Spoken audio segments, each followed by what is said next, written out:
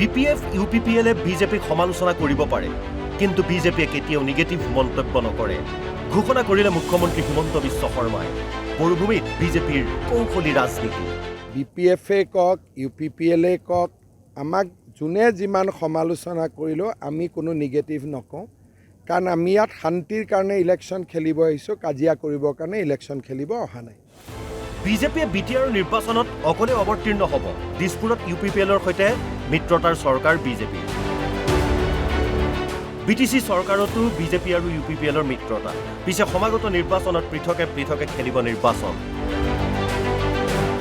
ইফালে BTRত ওজন বাঢ়িছে হাগ্ৰামা মহিলাৰ হাগ্ৰামাৰ slogan make Bodoland great again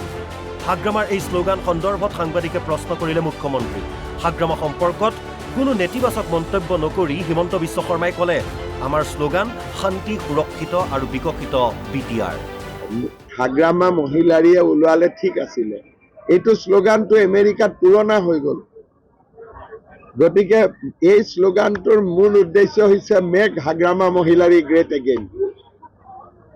not make Bodoland great again তেওঁ এইটোকে বুজাইছে যে মোক CM পাতক যাতে মই again I can be great এইটোৱে BTCৰ একদম সিম্পল শ্লোগান শান্তি সুৰক্ষিত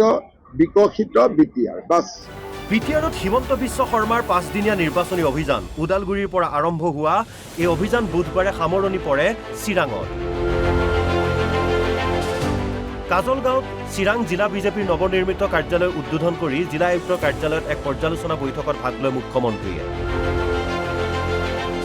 তাৰ পাছত বিজনীত দলৰ কাৰ্যকৰ্তা সন্মিলনত অংশগ্ৰহণ কৰে মুখ্যমন্ত্ৰীয়ে ক'লে ৰাইজে BTRত এইবাৰ বিজেপিক বিচাৰিছে